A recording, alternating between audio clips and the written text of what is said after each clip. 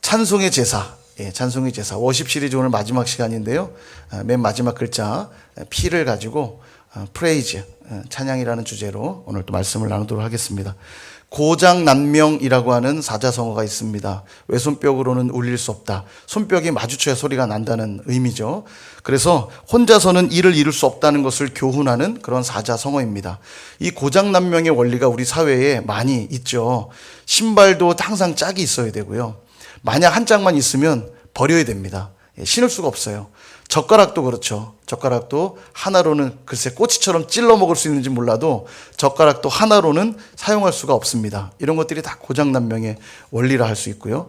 우리 인간관계에서도 고장난명의 원리가 있습니다. 남편이 있으면 아내가 있고, 또 좋은 남편 되기를 원하면 좋은 아내가 되어야 합니다. 그죠? 자녀들이 좋은 자녀이기를 원한다면 좋은 부모가 또 되어야 되겠죠. 이런 것들이 다 짝을 이루고 이루어지게 된다는 거죠.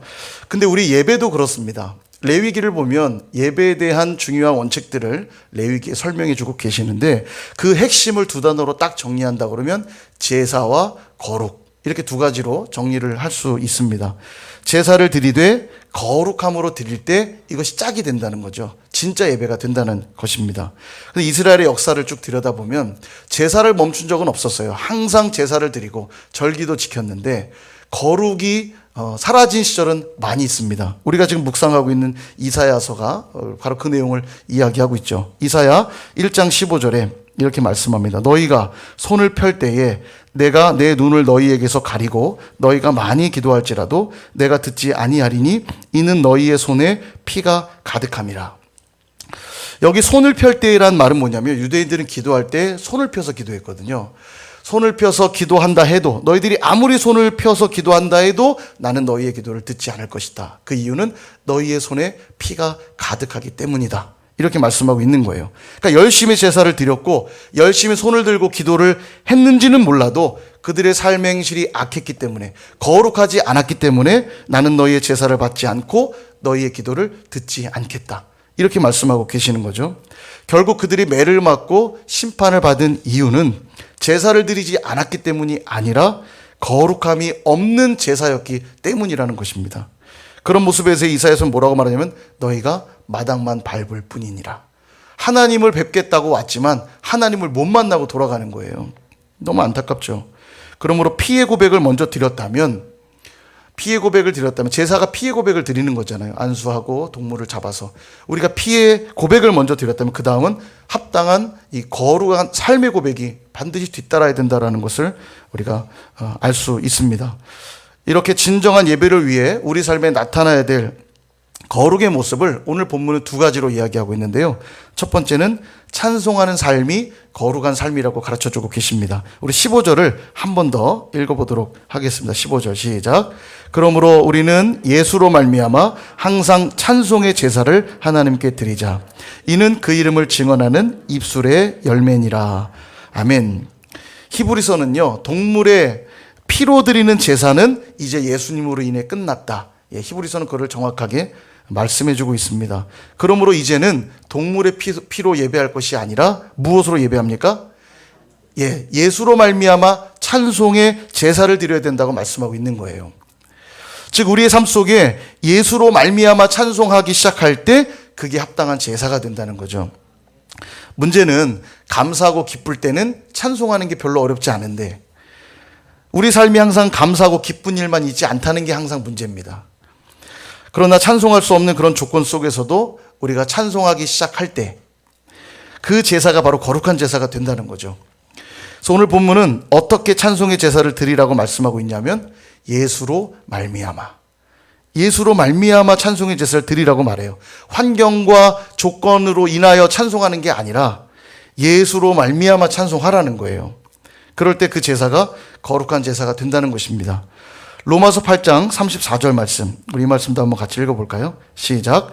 누가 정죄하리요? 죽으실 뿐 아니라 다시 살아나신 이는 그리스도 예수시니 그는 하나님 우편에 계신 자요 우리를 위하여 간구하시는 자시니라. 아멘. 우리 예수님은 우리를 위해 죽으시기만 한 것이 아니라 지금도 뭐 하고 계셔요? 우리를 위해서 간구하고 계신대요. 지금도 우리를 위해 기도하고 계신답니다. 여러분, 누군가가 나를 위해 기도한다는 걸 알게 되면 감동되잖아요. 빈 예배당에 들어왔는데 어떤 분이 조용한 예배당에서 기도를 하는데 내 이름을 막 언급하고 있는 거예요. 하나님 누구누구를 기억하여 주시고 축복하시고. 여러분, 그 나를 위해 기도하는 소리를 들었다고 상상해 보세요. 온몸에 전율이 돋고 고맙고 감사한 마음이 들지 않겠어요? 근데 사람의 이런 기도도 우리에게 감동이 되는데, 우리 하나님께서, 우리를 위해 피 흘려 죽으신 그 예수님께서 지금도 우리를 위해 기도하고 계시고 간구하고 계신다는 사실을 알게 된다면 어찌 감동하지 않을 수가 있겠어요.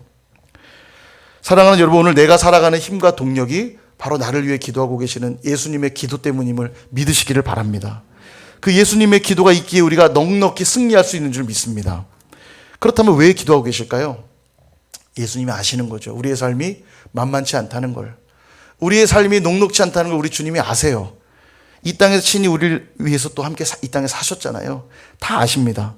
그래서 우리의 그런 삶 속에서도 우리가 찬송의 제사를 온전히 올려드릴 수 있도록 하기 위해서 지금도 우리를 위해 기도하고 계신 거예요. 그러므로 분명 상황과 조건만 보면 찬양하기가 참 쉽지가 않은데, 나를 위해 기도하시는 예수 그리스도를 바라보면 감사와 기도가, 찬송이 나오게 된다는 것입니다. 로마서 8장 35절에 37절은 이렇게 말씀하죠. 역시 이 말씀도 같이 한번 읽어볼까요? 시작. 누가 우리를 그리스도의 사랑에서 끊으리요? 환난이나 곤고나 박해나 기근이나 적신이나 위험이나 칼이랴.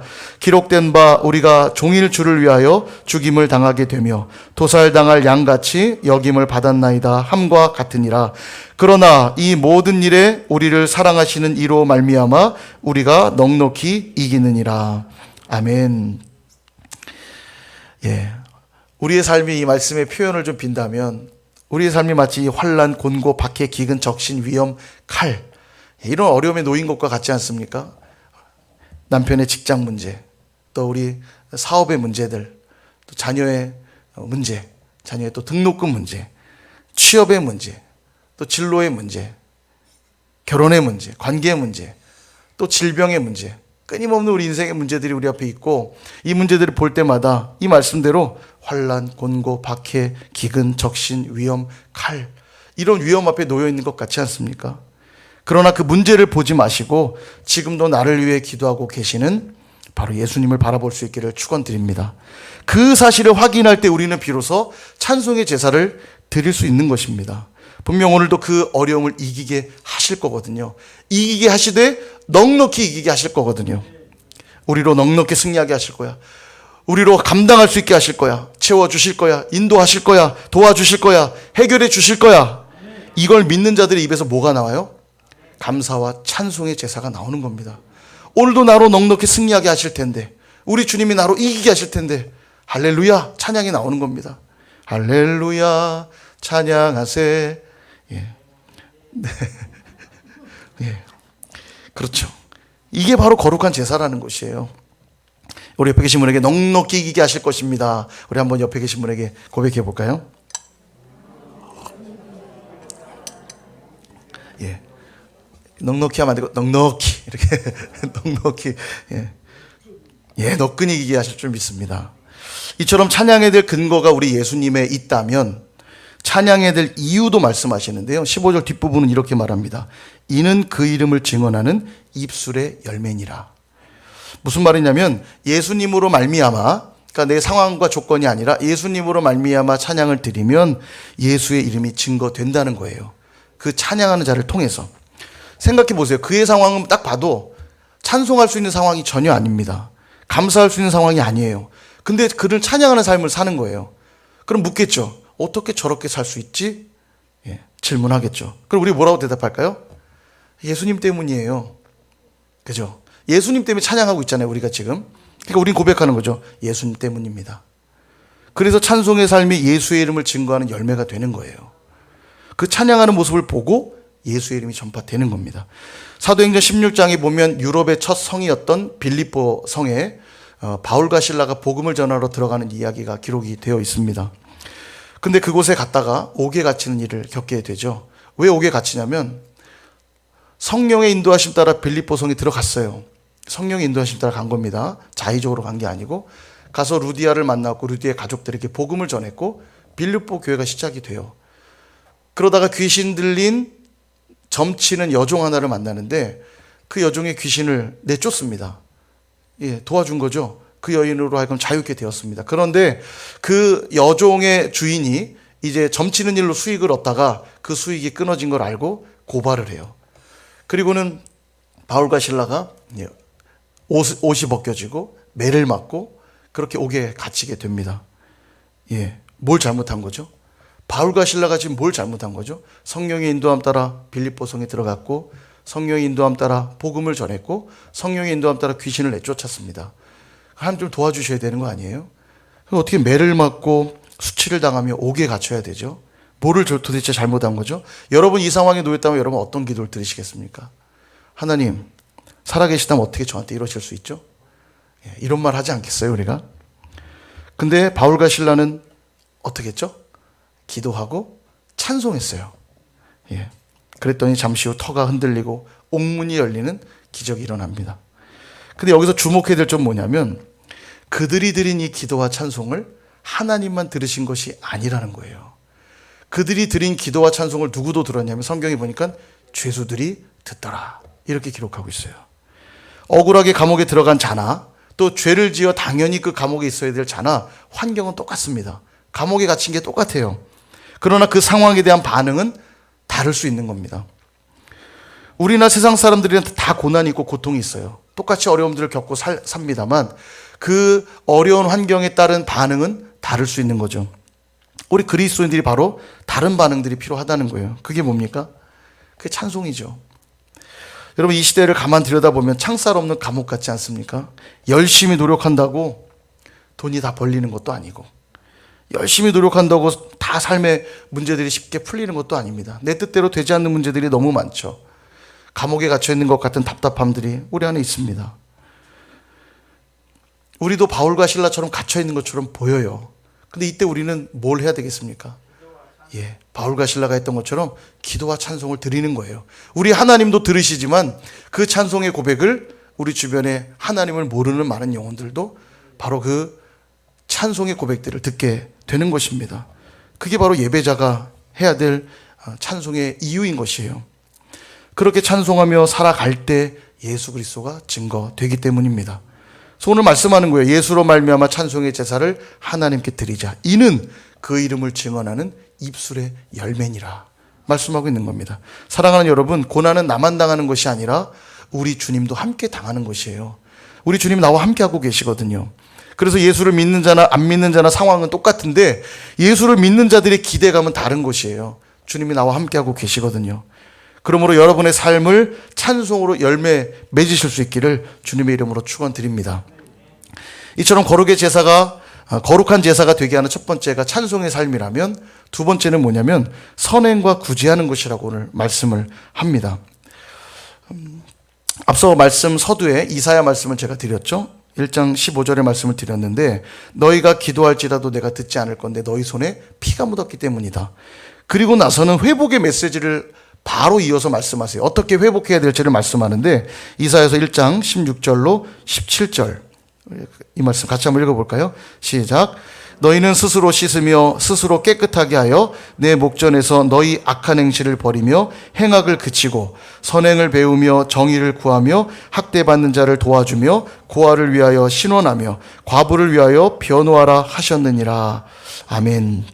여기 지금 거룩을 회복해야 되는데 어떻게 회복할 수 있다고 말씀하냐면 17절을 보니까 선행과 구제를 하라고 말씀하세요. 요약하면 선행과 구제를 하래요. 그게 거룩을 회복하는 삶이라고 말씀하죠. 생각해 보십시오. 죽을 것 같은 고통 속에서도 찬송하며 살아가는 자가 어떻게 악행을 행하며 살아갈 수 있겠어요? 그 입술에 찬송의 고백이 날마다 나오는 자가 어떻게 악을 행하며 살겠습니까? 마땅히 찬송의 거룩한 제사를 올려드리는 자들에게는 선행과 구제의 모습들이 나타날 수밖에 없음을 또 성경이 말하고 있는 겁니다. 물론 이 선행과 구제가 그 자체가 목적이 아니에요. 왜 선행과 구제를 해야 되는가? 마태복음 5장 16절 이같이 너희 빛이 사람 앞에 비치게 하여 그들로 너희 착한 행실을 보고 하늘에 계신 너희 아버지께 영광을 돌리게 하라. 아멘. 선을 행하고 구제해야 되는 이유가 뭐냐면 하나님께 영광을 돌리기 위해서라는 거예요. 그러니까 선을 행하고 구제하는 게 수단이라는 거죠. 창세기 26장에 보면 이삭의 이야기가 등장합니다. 우리 SBS 했잖아요. 26장 딱 흐름을 딱 머릿속에 정리하면 이삭의 이야기인데, 이삭이 이제 그랄 땅에 거주하고 있을 때입니다. 농사를 하니까 하나님 복 주셔서 100배나 얻게 되어 거부가 됩니다. 성경에 그렇게 표현되어 있어요. 창대하고 거부가 되었더라. 양과 소가 심이 많고 종들이 심이 많았대요. 예, 부럽죠?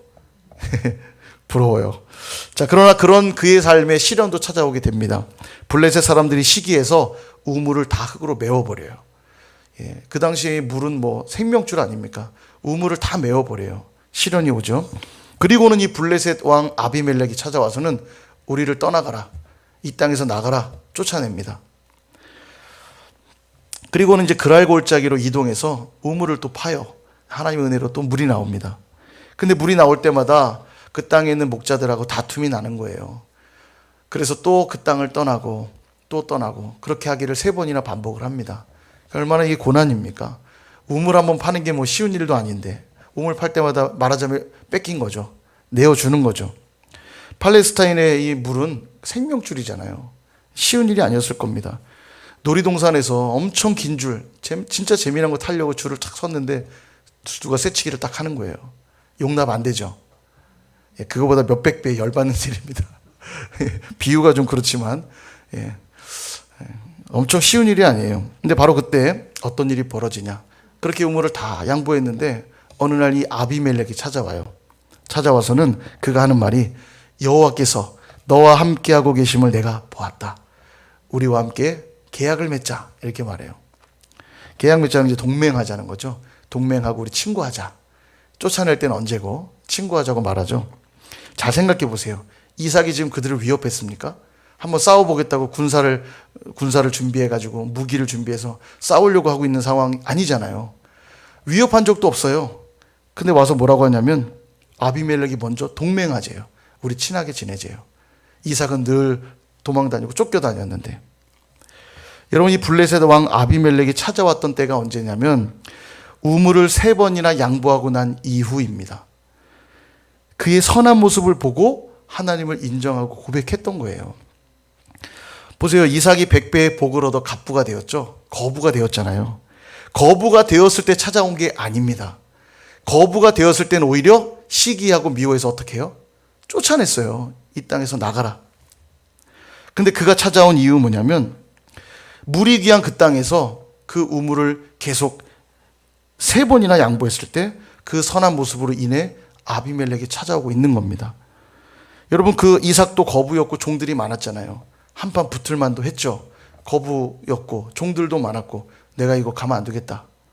내가 용병, 다른 지역에 있는 용병을 불러서라도 내가 저 아비멜렉 손 좀 봐야겠다 할 수도 있었지만 자신이 가진 힘으로 그를 상대하지 않았고 도리어 선함으로 상대했을 때 아비멜렉 입에서 하나님을 찬양하는 고백이 나온 것이에요. 사랑하는 여러분, 우리가 돈을 많이 벌고 성적이 탁월하고 외모가 출중하고 재능이 뛰어나다고 하나님이 증거되는 것이 아닙니다. 어렵고 힘든 상황을 맞닥뜨리면서도 내가 가진 힘이 아니라 하나님으로 인해 선한 삶을 살아낼 때 하나님이 증거되는 것이에요. 저는 돈이 없어서요. 저는 나이가 너무 많아서요. 저는 힘이 없어서요. 선을 행할 수 없고 구제할 수가 없어요.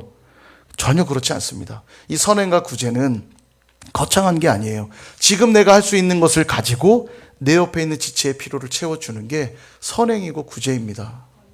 사도행전 9장에 보면 도르가라고 하는 여제자 이야기가 나와요. 그녀는 옷을 만드는 재주가 있었습니다. 옷을 만드는 것으로 주변 사람들, 과부와 같은 이들을 많이 도왔던 걸로 보여져요. 어려운 이들을 도와준 어느 날 병이 들어서 죽게 됩니다. 그랬더니 주변 사람들이 어떻게 하냐면 베드로를 찾아가요. 도르가, 우리를 정말 많이 도와주고 선행을 행했던 이 여인이 죽었습니다. 우리를 좀 도와주십시오. 찾아가요. 베드로가 가서 그를 위해 기도합니다. 그리고 어떻게 될까요? 살아나요. 도르가가 다시 살아나는 기적이 일어납니다. 주변 사람들에게 필요한 것들을 나눠주는 게 선행이에요. 도르가는 그걸 한 겁니다. 대단한 것이 아니라 자기가 옷 만드는 일을 잘하니까 옷을 만들어 옷이 필요한 자들에게 옷을 나눠줬어요. 그랬더니 그 선행이 주변에 많은 사람들이 하나님을 고백하고 찬양하는 일로 나타났던 것들을 보게 됩니다. 그 열매로 나타난 거죠. 디도서 2장 14절은 우리에게 이렇게 말씀하세요. 이 말씀도 같이 한번 읽어보겠습니다. 시작. 그가 우리를 대신하여 자신을 주심은 모든 불법에서 우리를 속량하시고 우리를 깨끗하게 하사 선한 일을 열심히 하는 자기 백성이 되게 하려 하심이라. 아멘. 우리를 속량하시고 깨끗하게 하신 목적, 우리를 위해 자신을 내어주신 목적이 뭐라고 말씀하세요? 우리로 하여금 선한 일을 열심히 하는 자기 백성이 되게 하시기 위함이래요. 그러므로 우리가 선을 행하고 구제하는 건 우리 너무 중요한 일이죠. 기억하십시오. 우리의 삶은 하나님을 드러내는 통로입니다. 선한 모습을 통해 자신의 찬양만 드려지는 것이 아니고 내 주변에 있는 사람들조차도 하나님을 찬양하도록 만드는 것이 바로 선행이고 구제인 것이에요. 초대교회가 그랬습니다. 사도행전 2장 47절에 보니까 하나님을 찬미하며 또 온 백성에게 칭송을 받으니 주께서 구원받는 사람을 날마다 더하게 하시니라. 아멘. 하나님을 찬미할 때 초대교회가 하나님을 찬양했습니다. 그들의 삶이 편안해서 했습니까? 예, 어려움도 있었죠. 핍박도 있고 박해도 있지만 그럼에도 불구하고 하나님을 찬송할 때 백성들이 보고 그들을 보며 칭송하였고 구원받는 자들이 더하게 되었다는 거예요. 전도와 선교는 다른 방식들로 이루어지는 게 아닙니다. 우리가 찬송하는 삶을 통해 선행을 해가고 구제하는 방식들을 통해서 복음이 전파되는 것이고요. 그것이 오늘 우리가 드려야 될 거룩한 삶의 예배라는 것입니다. 말씀을 정리하려고 합니다. 사랑하는 여러분, 우리가 드리는 예배가 진정한 예배가 되기 위해서는 예배의 행위와 함께 우리의 삶 속에 거룩이 드러나야만 합니다. 이게 고장난명의 원리라고 그랬죠. 그게 짝이에요. 그러니까 오늘 여러분이 이렇게 주일날 나와서 하나님께 예배하셨다면 나머지 6일의 시간은 여러분 삶 속에 거룩한 삶을 드러내셔야 돼요. 그 거룩한 삶은 두 가지로 나타난다고 그랬죠. 하나는 어떠한 상황과 환경에서도 하나님을 찬송하는 것입니다. 왜냐하면 그 찬송은 환경 때문에 나오는 것이 아니고 예수로 말미암아 드리는 것이기 때문에 지금도 나를 위해서 기도하고 계신 주님을 생각하며 오늘도 넉넉히 이기게 하시리라. 오늘도 내 인생을 책임져 주시리라. 오늘도 내 인생을 돌봐주시리라. 이 믿음이 있기에 예수로 말미암아 찬송하는 거예요. 그 찬송이 있을 때 하나님이 영광 받으시고 또 그 찬송하는 자를 통해 예수의 이름이 증거되게 될 것입니다. 또한 선을 행하고 구제하기를 기뻐하셔야 합니다. 대단한 것 아니라고 그랬죠. 오늘 내가 할 수 있는 걸 가지고 내 옆에 있는 지체의 필요를 채워주는 거예요. 그가 뭐가 필요한지 잘 마음을 들여다보면 보여요. 아, 내가 이걸 섬길 수 있겠구나. 이걸 도와줄 수 있겠구나. 그렇게 올려드리는 거룩한 삶의 예배를 통해 누가 증거됩니까? 예수 그리스도가 증거되고 그들 또한 예수로 말미암아 찬송의 제사를 드리게 되는 것입니다. 오늘 부른 찬양 중에 주 이름 찬양이란 찬양이 있었죠. 오늘 이 고백이 참 귀합니다. 예, 아주 새파란색으로 가사를 준비해 주셨어요. 예, 강렬하게 풍요의 강물 흐르는 부유한 땅에 살 때에도 거칠은 광야와 같은 인생길을 걸어갈 때에도 햇살이 나를 비추고 만물이 새롭게 될 때에도 가는 길이 험하고 고통이 따른다 할지라도 나는 주님을 찬양할 것입니다. 이게 우리의 고백이 되어야 될 것이에요. 모든 축복을 주셔서 찬양할 것이고 어두운 날이 다가와도 찬양할 것입니다. 이 고백이 우리의 고백이 되기를 원해요. 한 주간 그런 찬송의 제사를 드리시는 예배자들이 다 되시기를 주님의 이름으로 축원드립니다.